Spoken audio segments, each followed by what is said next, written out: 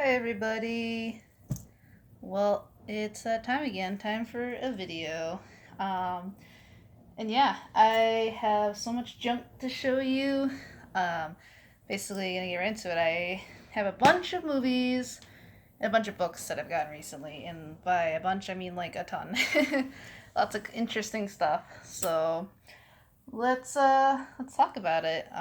Hopefully my camera doesn't die or I run out of space on here. We'll see. But yes. All right.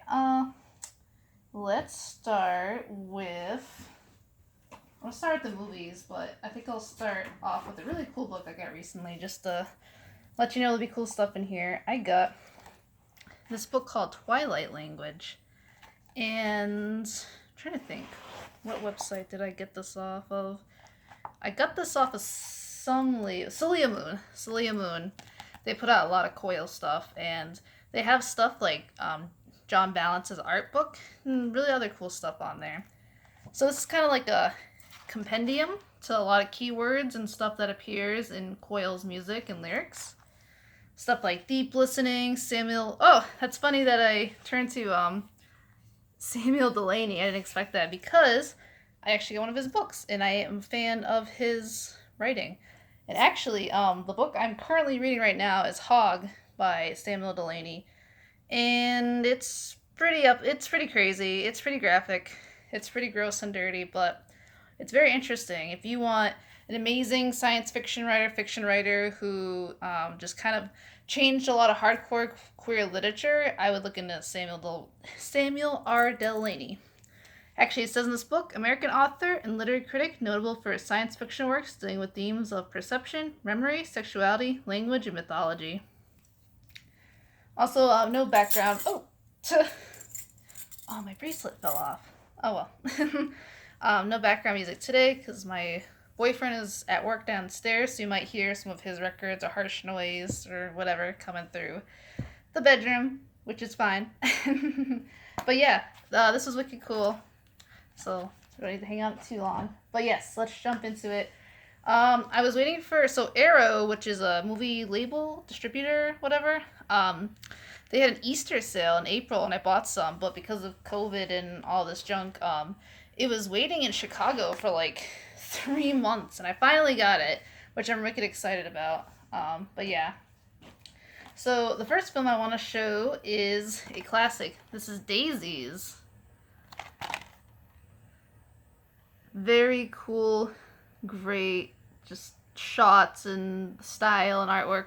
So Daisies is by a female director, Czechoslovakian, and I can't even begin to pronounce that name. I apologize. I got this. Not only do I love the film, but I'm really into Czechoslovakian New Wave, which is a genre of itself, which is kind of, avant-garde filmmaking, but had a lot of underlying messages. Because of politics and during the time. This is basically, if you like just like, I don't know, cute girls doing crazy, weird, quirky things, but also being like super just cool and empowering and totally against the norms. That's what this is. It's two young ladies who just want to destroy the world and eat a bunch of food, and they just do it in a very surreal manner, and it's fantastic. I cannot recommend this movie enough. I love this film. Now, on that note, I got another one. This is one of the few blind actual buys that I did. This is A Case for Rookie Hangman. Arrow had quite a few of these Czech films, and I picked up a few.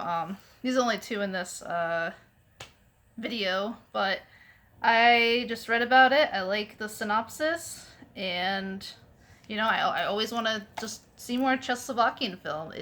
They just have such a unique narrative and touch, and the aesthetics they're great. It's really good stuff. It's saying that this film is very freeform and darkly surreal adaptation of Gulliver's Travels, and also channels Lewis Carroll, which made Alice in Wonderland, and Franz Kafka, who made stuff like The Trial, to create one of Czechoslovakian cinema's most audacious and disturbing works. So, that's all it takes for me to check that out. This one I was most excited about. I actually haven't watched this, so I actually lied. I did get one more Czech film. This is by the same director who made Daisies. This is called Traps. And I've been looking for this film everywhere. It's hard to find online, it's hard to buy. Even, checking the ocean, the seven seas, I can't find this as well. But, so I know a lot of people really dislike the genre of, assault and revenge, but I don't know. I enjoy it as a woman who's been through things. It's catharsis for me. It's fun, and a lot of the films are wicked trashy, and I like really trashy films. This doesn't appear trashy. I did read the synopsis. It seems pretty basic. Something happens to the woman, and she takes revenge in a very specific manner to the men, and I'm curious to how this works out because I love Daisies, and I love her directing and her art, so I really, really want to see how Traps pans out. And I'm sorry for the lighting, but I gotta have my window open. I gotta do it. I'm sorry. It's too nice of a summer day. This is my last blind buy. This is Blue Spring by Toshiaki Toyoda. And obviously, if you watch my videos, I love Japanese things. But I'm actually really specifically into, how do I describe it? Delinquent genre? The, Japanese specific delinquent genre about, young girls and guys just, being super rebellious, beating each other up, but there's always, a lot of sentiment behind it, and a lot of meaning. I don't know. It's fun. It's great. This looks a little graphic, and apparently it's just a really decent delinquent film, and I'm really excited to watch it. And stuff is great, and, I wish the sun wasn't reflecting. I really need to get a better camera. I'm sorry, guys. But look at these screenshots. It looks fun and great, and I like that. Alright. I got a documentary that I had wanted to see. I did watch it. This is The Creeping Garden. And I actually didn't know this till I finally watched it, but I guess the soundtrack is all done by Jim O'Rourke. So, crazy avant-garde musician, composer, guitarist, electronic. He just kind of does whatever, and he's pretty amazing. But this is a really, really interesting, kind of outsider documentary about slime molds, and just what slime molds are, how they're classified, how there's a lot of fringe science being used with it, using slime molds to make music and use them in computer chips and stuff, and how they kind of reflect bodies and circulatory systems. It's really, really interesting. I like how they approached it, and it looked really nice, and it was very, very fascinating. So, yeah, that was pretty awesome. Creeping Garden. I actually had learned about this from a website that sold a lot of books books like The Flowers of Perversion, stuff about giallos and stuff. I'm trying to think of the website, and I can't for the life of me. Yeah, but... And then I just they had a bunch of weird DVDs, and that was one of them, so I'd always wanted to watch it. Also, fun fact that is relevant, a lot of these books are written by Stephen Thrower. Stephen Thrower of Coil days, which I didn't know that till recently. So that's pretty amazing. I think he even does commentary on some Vinegar and Arrow stuff that has to do with giallos. Or I should say specifically Jesus Franco stuff. But yeah, Creeping Garden. The soundtrack was good. It definitely added to it. I also learned that they just have a location where they just store every fungi and slime mold ever existed. This little museum where they're all dried out in little drawers and stuff. Very cool. Alright. So these. Very excited to have these. These don't need any introduction, but I finally own them on Blu-ray. This is a bunch of Shinya Tsukamoto stuff. So... got Tetsuo, the Iron Man, and Tetsuo 2, which is Body Hammer, I believe. Oh, yeah, it says right there. But yeah, wicked cool movies. This is my favorite directors, obviously. Not even just because these movies are the embodiment of, industrial and just crazy off-the-wall cyberpunk stuff in the total Japanese punk way. But I just marvel at its low-budget skill, especially this film. I love all the crazy stop motion, the prosthetics, and just the effects. It's great. If you've never seen these movies, please watch these movies. They're fantastic. I won't give too much away, but basically, a guy gets cursed. He accidentally runs over someone who's only known as the metal fetishist, a guy who sticks metal into his body, and accidentally hits him, like a hit and run, and then he becomes cursed to just turn into this metal monstrosity. Another Shinya Tsukamoto, and this might be my favorite soundtrack he ever did, and it's one of my top. I always try to figure out which is my favorite of his film. This one always comes first or second. This is Tokyo Fist. I guess the basic premise is that it's kind of a boxing film or about two kind of washed up boxers getting revenge on each other over a woman, but it turns into some very, sadomasochist ideology and a lot of female empowerment and just crazy stuff. I love the scene where the guy keeps egging on one guy to like fight him, and then the woman, the girlfriend, she's just like, "I'll fight you." It's great. It's great stuff. Fantastic soundtrack. Choi Ishikawa, rest in peace. What a talented musician. He made a lot of these films what they are just for his soundtrack alone. This is possibly my favorite of his films, but between that Tokyo Fist, Tetsuo is fantastic. It's so hard. It's so hard to figure out like what's my favorite of his films.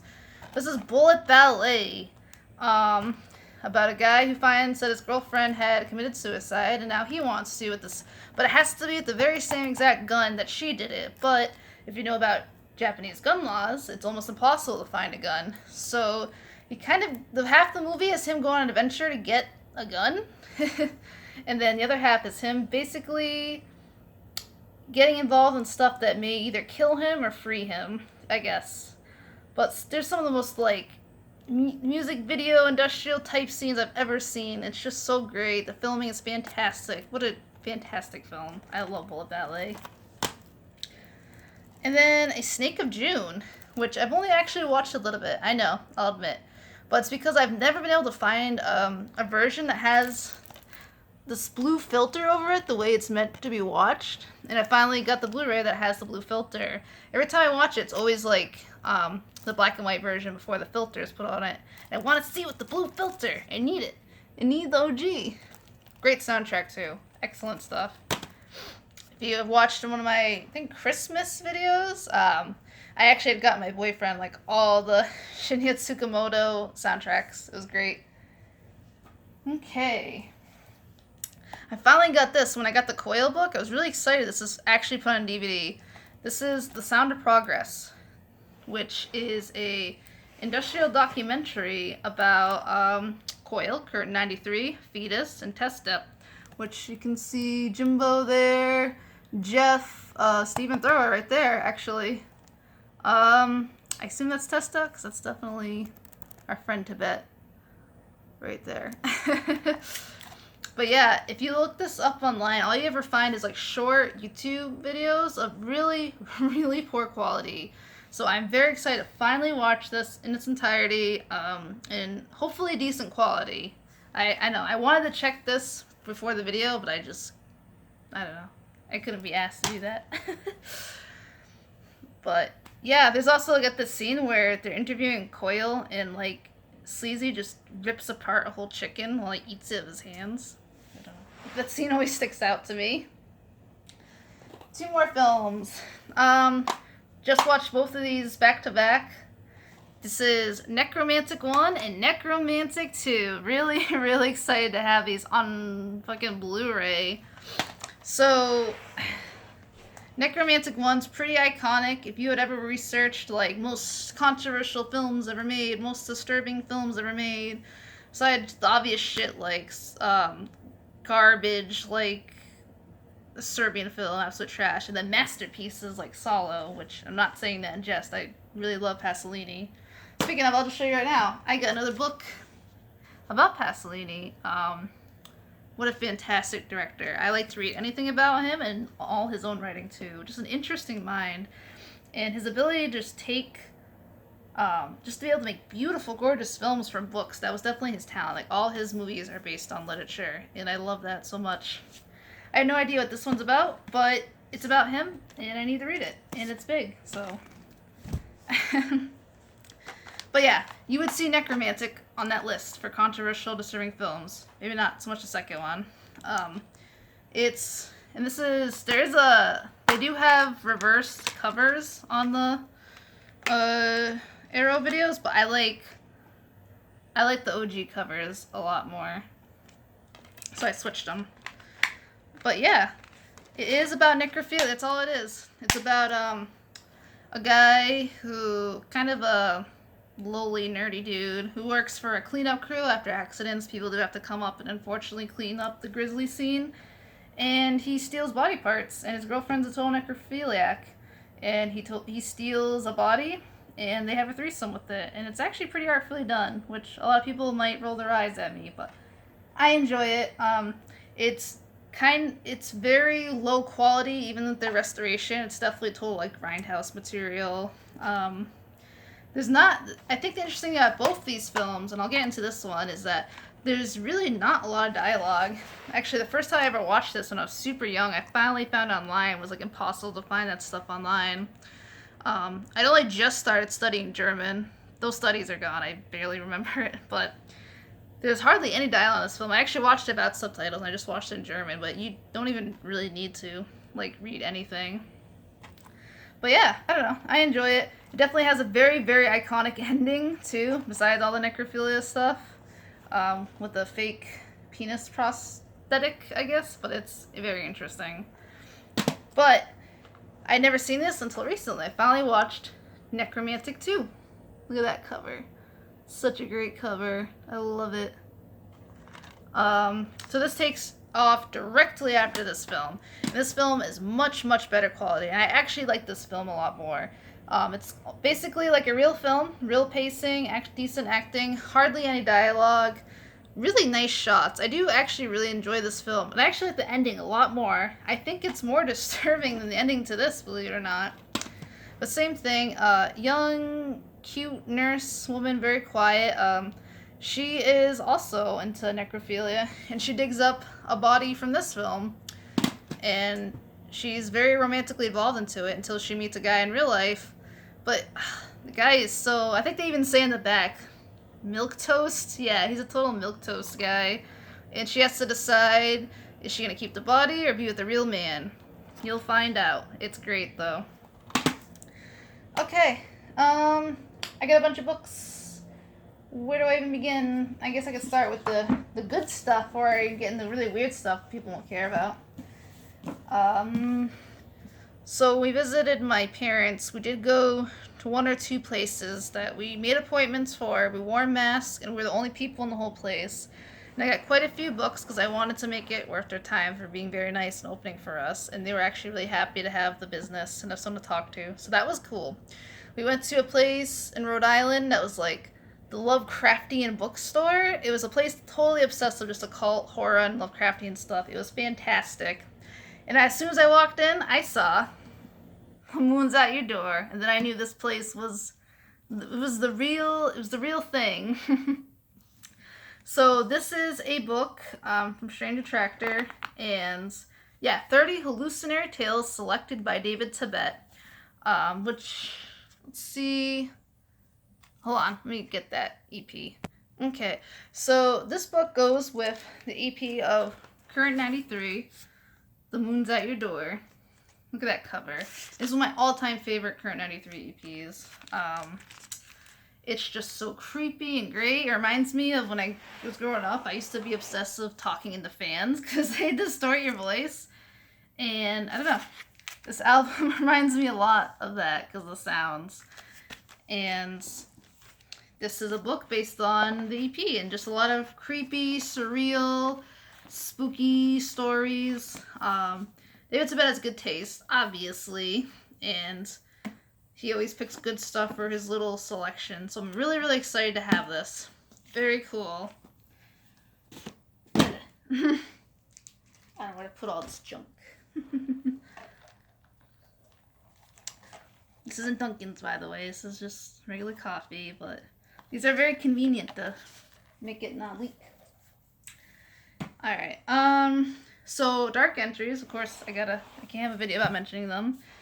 The person, Josh, I believe, who runs the Twitter, talked about the woman who unfortunately passed away from algebra suicide. She was a poet and spoken word artist, and they ended up releasing a book of all her poetry, which apparently was hard to find. They released it, so I got it. This is Lydia Tom Q, I'm sorry, poems. Really, really quality press. And I'll admit, I'm actually not a fan of poetry. I'm not a poetry fan. I am a really big fan, though, of spoken word and playwrights and screenplays. But, you know, I gotta support such an amazing, talented, great woman. I mean, this stuff is basically just crazy spoken word poetry stuff anyway. I've only read a little bit. I'm gonna read through all of it one of these days, but I'm so happy to have this. It's wicked cheap, too. I think it only costs like 15 bucks. And I just love having really great female artists in my collection. It's just awesome stuff. And if you haven't heard Algebra Suicide, you should listen to Algebra Suicide. It's fantastic stuff. Spoken word, minimal wave type, minimal synth things. Going into that, so I didn't get that at the bookstore, but now we're back into stuff I did get at the bookstore. I've been seeing this at a few bookstores, and now I finally got it. Is The Future is Female. 25 classic science fiction stories by women from pulp pioneers to Ursula K. Le Guin. It's also edited by a woman and selected by a woman.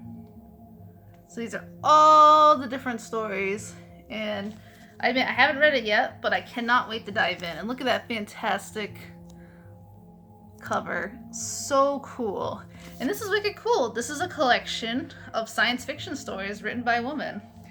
And if you're one of those people rolling your eyes or say you don't see gender and all that, if you've ever read a lot of female artists, women definitely have their own view and perspective in writing. Like I've said before, some of the absolute craziest stuff I've read, or disturbing stuff, or beautifully written stuff, have been by women. They totally have a different mindset than men, and that's good. Men and women in art complement each other. They both have different worlds and perspectives to bring. And I think it's really important to acknowledge that. But unfortunately, you know, women, trans, LGBT, they don't get as much recognition, you know, as, you know, white male authors. I don't know where I'm going with this, but you guys know, unfortunately. Some more stuff I got there. A book on mutants. So I am always fascinated by this. There's, you know, I work in the medical field, and I'm very fascinated by fringe medical stuff. People born of two heads, Siamese twins, the guy at the bottom of the stomach. I think there's one in here about a woman of two vaginas. So very cool. Can't wait to read that. This I'd also seen around at bookstores, and I finally got it because I wanted it. This is so beautiful. This is an illustrated treatise on the principles and practice of 19th century surgery. Look at that. Very beautiful. And there's just full color platelets of just how they did certain surgeries. It's absolutely wild and beautiful. I think my boyfriend got a bit uncomfortable that I bought this, but I don't care. I love having books like this. I know, all you're seeing is Nurse with Moon covers and Harsh Noise covers, but this is so cool. And it's good to learn, too, to see, you know, where medicine has come from, what techniques people have tried or done. It always had fascinated me, too, reading about history, just how they've always been able to do stuff like amputee and, you know, cauterizing and all that. I mean, medical science is back all the way to biblical era. It's kind of crazy. I mean, I'm sure they had medicinal stuff and medical stuff in, like, Mesopotamian era, Sumerian era. As you can see, I'm very smart with history. I know exactly what I'm talking about. But yeah, very unique book. Really cool to have it. This is definitely up my alley. And two more books I'd gotten there. I've been really into reading about folk horror. I don't read a lot of fiction, but I kind of am interested in more just like stuff like The Wicker Man and Midsummer. But the guy there I talked to about, he suggested, Arthur McKen, he suggested this to me. I haven't read it. It's called The White People and Other Weird Stories. So yeah, I'm interested in reading that, and hopefully it's good. I bet it will. I bet he has good taste. And finally, the Samuel Delaney book that isn't Hog that I got. Very thick book. This is Dahlgren, apparently this is one of his science fiction masterpieces, so I am very, very excited to tear into that and check it out. But yes, as always, thank you for watching, thank you for your time, and I will see you next time, hopefully with non-haul stuff, hopefully videos I've actually put effort into. But thank you as always. Bye-bye!